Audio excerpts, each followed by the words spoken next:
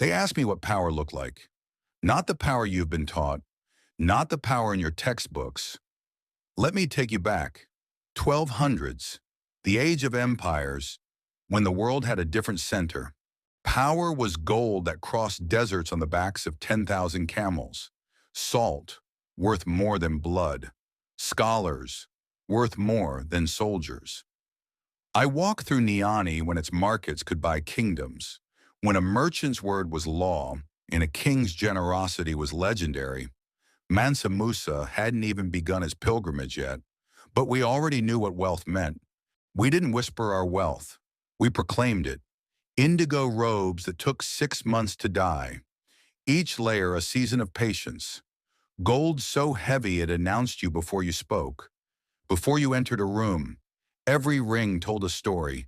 Every chain was a treaty. Every thread was a trade route. This wasn't vanity. This was vocabulary.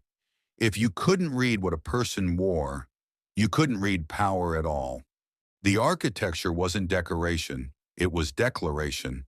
Every geometric pattern was mathematics made visible.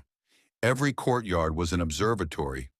Every archway framed the stars we'd been studying for centuries. We calculated eclipse cycles. We tracked Venus. We mapped trade winds by constellation. The Greeks called it geometry. We called it Tuesday.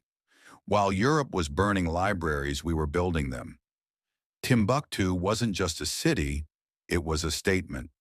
Knowledge wasn't locked away. It was currency, it was power, it was identity. This was before the world learned to look away, before they rewrote the maps and erased the routes, before they convinced themselves we were waiting to be discovered.